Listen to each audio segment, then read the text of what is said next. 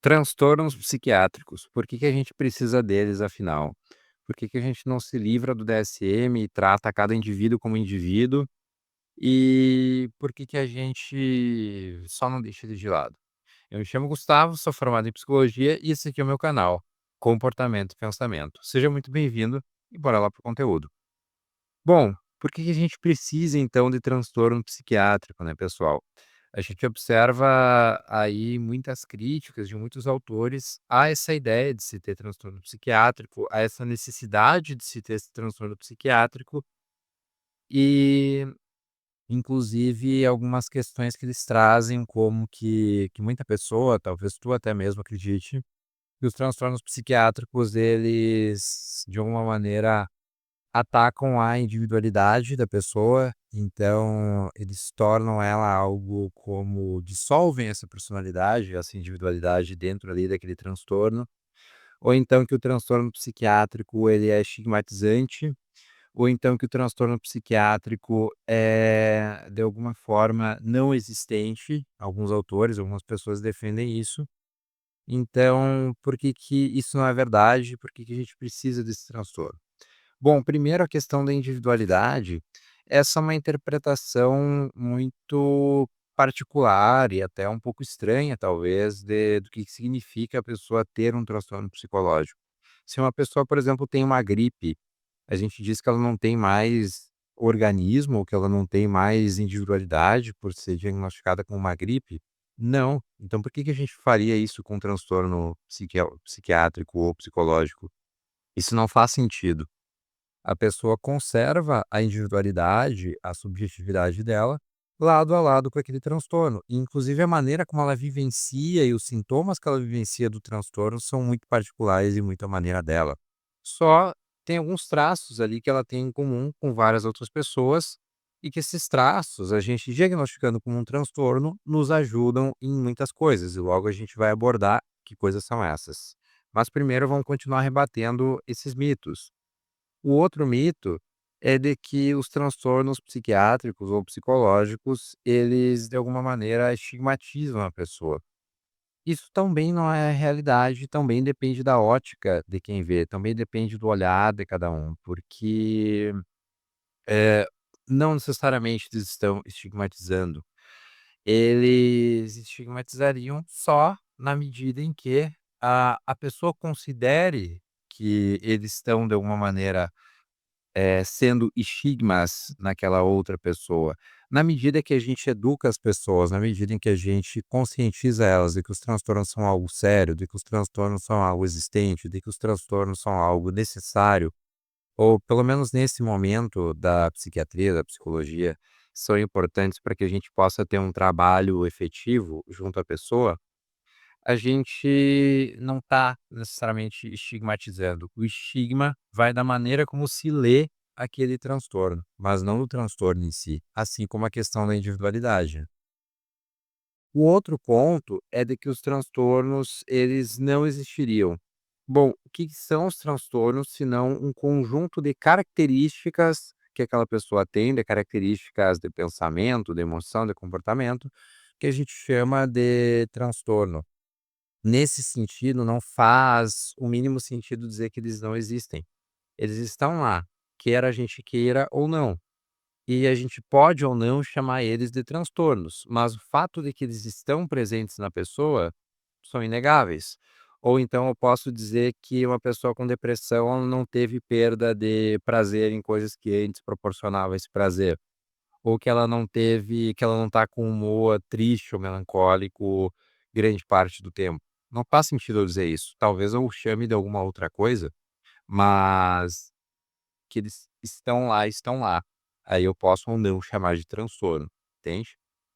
Então eu espero que tenha sido minimamente convincente. É claro que a ideia aqui não é fazer uma elaboração muito extenuante, muito completa do porquê que de rebater esses mitos, mas simplesmente fazer de uma forma breve essa tentativa de contra-argumentá-los, porque para a gente ter um pouco mais de alinhamento, né, de que, na verdade, muitas coisas que falam sobre os transtornos psiquiátricos são, irreais.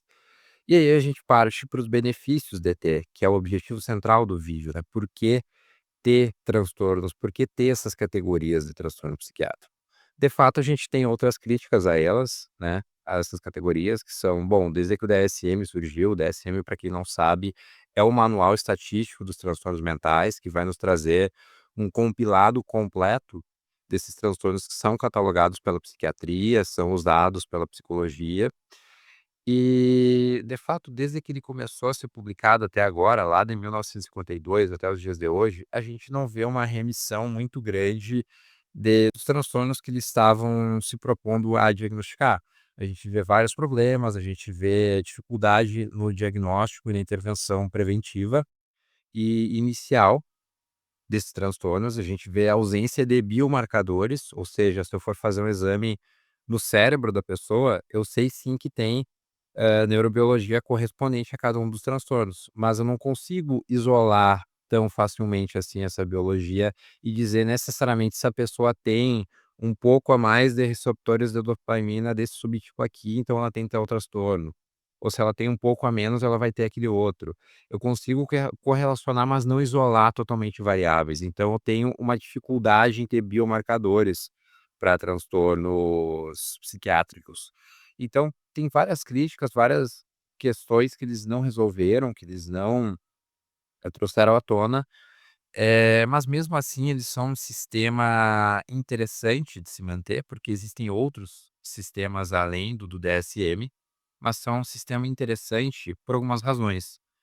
Bom, porque eles trazem, a possibilidade da comunicação entre os profissionais, então todo psiquiatra, todo psicólogo sabe do que se trata uma depressão, do que se trata um transtorno de ansiedade generalizada, e facilita essa comunicação. Imagina se eu tivesse que falar: "Ah, é o paciente que ele tá ruinzinho". Tá, mas o que é esse ruinzinho? Tem muita coisa que ele pode estar. Quando eu especifico que é uma depressão, eu sei que a pessoa ela provavelmente está com ideias de inutilidade, de culpa, que ela está com anedonia, que é essa perda de prazer ou diminuição do prazer em coisas que eles proporcionavam, que ela provavelmente tem um humor mais triste ou mais irritável, que ela tá perdendo ou ganhando peso, tá dormindo demais ou de menos. Então, eu já formulo essa ideia, facilita a comunicação. Um outro ponto é que facilita a pesquisa por tratamento. Facilita eu buscar de alguma maneira qual é o tratamento mais adequado para aquele transtorno específico. Então me facilita nesse ponto também, organizar pesquisa, né, porque eu estou fazendo uma pesquisa para quê? Para depressão. E o que que é depressão? Esse conjunto de sinais e sintomas. Então me facilita para isso também. E logicamente facilitando para isso, facilita para a escolha e para a aplicação de tratamento. Facilita também para a pessoa ganhar de alguma maneira benefícios ou direitos. Então, por exemplo, um atestado quando ela está em uma depressão moderada a grave, ela vai lá no psicólogo ou no psiquiatra, ele avalia que a pessoa não está em condições no momento de seguir trabalhando e ela ganha alguns dias de atestado. É um benefício ou um direito, compreendendo-se como queira, que é possibilitado por conta da existência do psicodiagnóstico, por conta da existência dos diagnósticos de transtornos mentais. Então, para além disso, eu tenho também a confiabilidade e a validade. Eu tenho medidas científicas de compreensão, que eu sei que quando aquela pessoa chega no meu consultório, chega no consultório do outro fulano, a não ser que alguém esteja tendo algum erro clínico ali no meio, ela vai receber o mesmo diagnóstico. Então ela vai ter essa medida de confiabilidade, os vários observadores chegam ao mesmo local, além de ter uma medida de validade, que é esse construto é válido, realmente existe, a gente mensurou e está lá. Tá lá na pessoa aqueles sintomas, aqueles sinais que a gente chama de tal transtorno. E por fim, a gente tem também, o benefício desse ter esses transtornos, esse ter essa classificação, que é o do prognóstico, que é o curso provável do caso. Então, o prognóstico é eu saber, quando eu tenho um diagnóstico, se eu já tenho algum nível de conhecimento sobre aquele transtorno, eu digo eu no sentido da literatura científica, eu tenho uma noção de qual é o curso provável, daquele paciente, E o que que vai acontecer se ele não se submeter à intervenção necessária, de como é que vai ser a qualidade de vida dele, talvez, daqui para frente. Então, a existência dos transtornos também me ajuda com isso. Resumindo o que a gente viu desse vídeo, a gente viu que existem algumas críticas que podem ser muito bem rebatidas sobre os transtornos mentais, que são que de alguma maneira eles anulam ou prejudicam a individualidade da pessoa, que eles de alguma forma estigmatizam a pessoa, ou que eles não existem. E a gente viu que, na verdade, que para além disso tem também mais algumas críticas, e que tem alguns benefícios em se existir esse sistema classificatório. Eu tô falando aqui específico do DSM, né, porque existem outros sistemas que têm surgido aí, como o RaiTop, o RDoc, que são assuntos à parte, que eu não vou entrar aqui porque senão exigiria muito mais tempo de vídeo. E que são muito interessantes também, mas estão ainda em uma fase mais experimental, mais de pesquisa.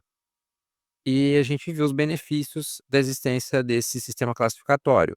Então a gente viu que ele traz facilidade na comunicação entre profissionais, que ele traz direitos ou benefícios, confiabilidade, validade, busca e implementação de tratamentos, escolha de tratamentos e um prognóstico.